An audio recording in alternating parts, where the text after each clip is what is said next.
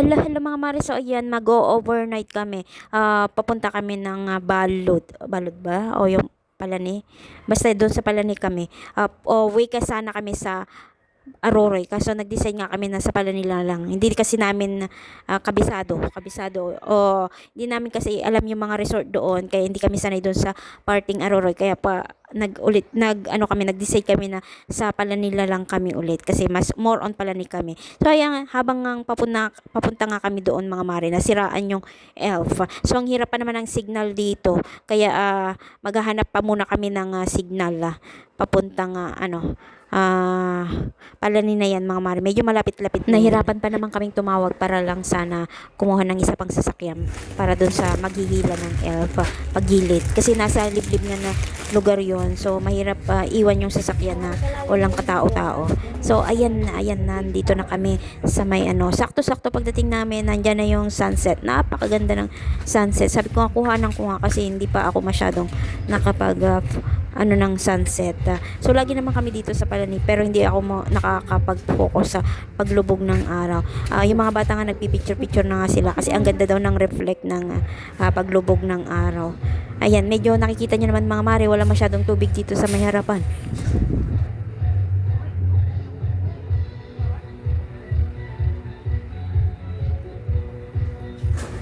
Ayan, na-stop ko kasi yung pag-voice over ko kasi parang may nahulog doon sa bandang Ayan mga Mare, hindi sana kami pupunta dito para kasi nga hindi nga kami kompleto, wala yung anak kong babae.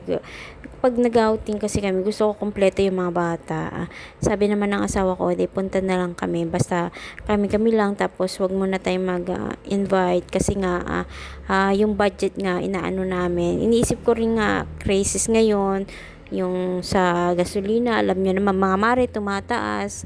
Kaya sabi ko medyo tapos magbo-birthday pa yung asawa ko kahit naman hindi siya maghahanda or ayaw niya maghanda. Pero syempre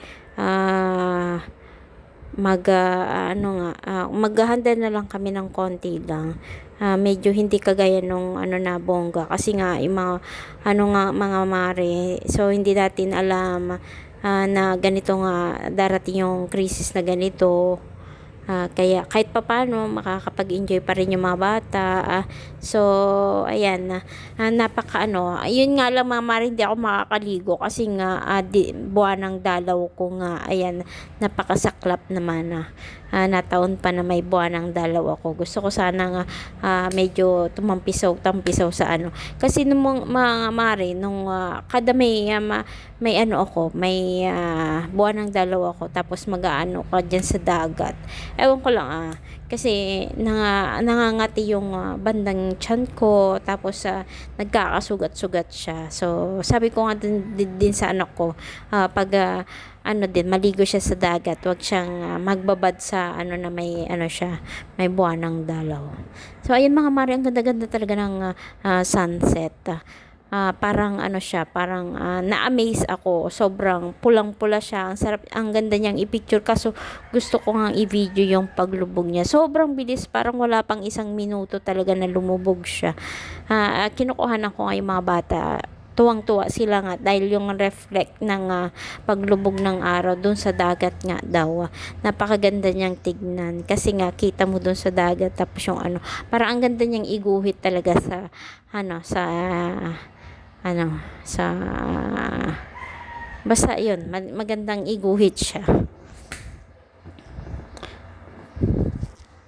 At alam nyo ba mga Mare, nataon talaga na na barangay fiesta pala ng diyan sa resort na inanuhan namin yung sakop ng barangay na yan. So may naririnig nga kaming mga tugtog diyan sa mga pangatlong resort ata yun. Pero pwede kang dumaan sa may dagat. So medyo malapit lang naman mga Mare. Sabi ko nga doon sa mga kasama ko na punta kami after dinner. Sobrang para maano naman namin yung pagpunta namin dyan sa dagat para tayong no. Ang hirap kasi mag voice over mga Mare, para tayong syempre parang on the spot ka, hindi mo na kailangang isulat, tapos ibabalikan mo kasi yung mga sasabihin mo dito, kung ano ba yung sasabihin mo. So ayan, habang nagbibideo nga ako, nakita ko si inay, gustong-gusto niya kasi pumunta ng dagat din, kasi kinaumagahan nga para daw makapag sila, mapag swimming. So habang nga kami, video nga, na ispatan ko nga si inay na mumuni-muni dun sa dagat. Tapos habang nakita ko nga si inay, so si Bella naman, sabi ko magba-video nga kami ni Bella. Sabi ko, video nga kita, Bella, gawan kita ng reels. Kasi gusto na niyang maligo. Kararating lang namin. Sabi ko nga sa kanya, wag muna kasi medyo mababaw nga. Pag maliligo ka naman, baka mapunta ka dun sa medyo malayo-layo. Kaya sabi ko nga, bukas ng umaga na lang. So mamaya naman pupunta kami dun sa mag-iikot-ikot kami dun sa may bandang yung may matugtog.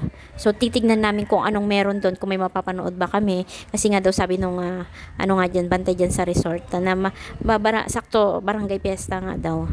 Ay nung pagpunta namin mga mare, nakita may nga kami na kakilala namin. Sabi nga namin habang pupunta nga kami doon, okay lang na magwalwal tayo doon. Kasi hindi naman tayo taga rito. Pero nung pagpunta namin doon, may nakita kaming kakilala namin na pala, hindi lang pala kami yung taga ibang lugar. So akala namin kami lang talaga yung doon, hindi taga roon. So ayan na, medyo marami namang tao mga mare. Kada pupunta kasi kami dito, mga ganitong month. So wala kaming nakikitang ganap na ganito. Ngayon lang, kasi nung birthday kasi ng asawa ko din, nang pumunta kami dyan, overnight din ata yung mga mare. Wala namang ganyang ganap na nakita ko. Sobrang maganda sana, kaso parang saglit lang yung pagpunta namin dyan. Balik na lang kami. Kasi nga parang hindi yung kasama ko, so nagyaya ng bumalik ka.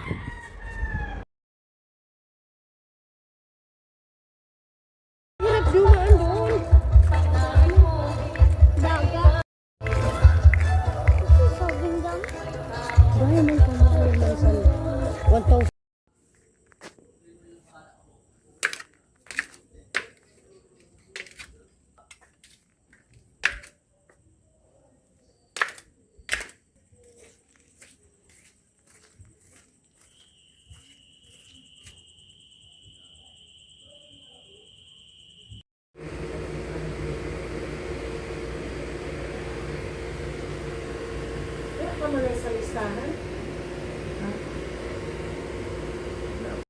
Palit mo sa peso, dili ka na sa Pilipinas mag-settle down. Ano gini? Ano yung mo ko? Hindi, yung sundo ko times 60. Palit na ako, dili pag Ayun yung mga mare, kinaumagahan na kumain muna kami bago kami mag-swimming. Hindi ko na na-video yung ibang kasi late na akong nagising mga mare. Alamakin mo, alas 2 ng madaling araw na ako nakatulog. Tapos nagising ako ng alas 7 pasado na. Kaya hindi ko na kasi maya-maya uwi na rin kami. Overnight lang talaga. Ninenjoy na rin talaga yung overnight namin. So ayan nga mga mare, pauwi na kami. Sobrang ganda ng tanawin. Puro mga bundok, mga kahoy ang makikita mo. Hindi talaga siya mainit.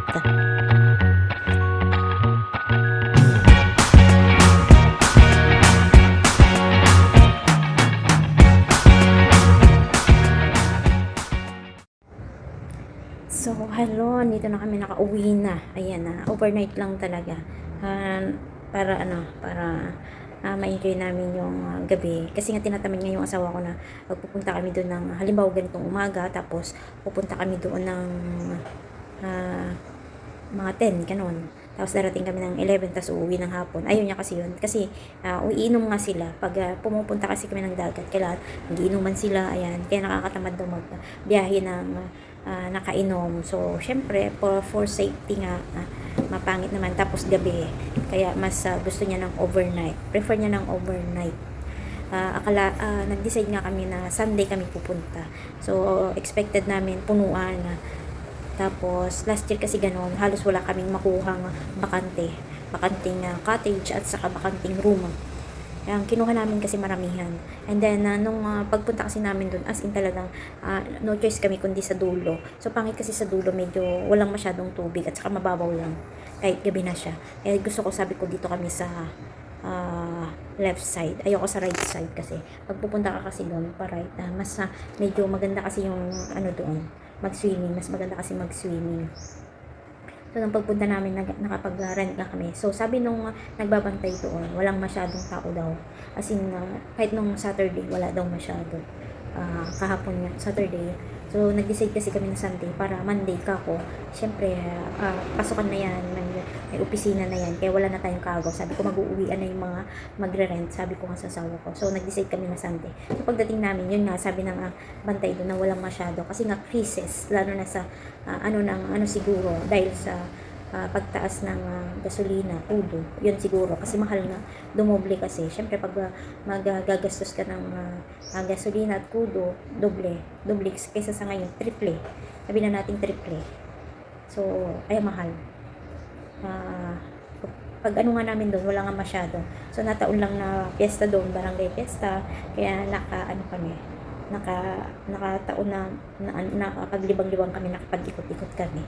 So, ayun nga mga mare, sobrang in-enjoy na lang namin yung mahilig kasi yung mga anak ko sa dagat, lalo na yung asawa ko. So, naliligo yan sila kinang-umagahan.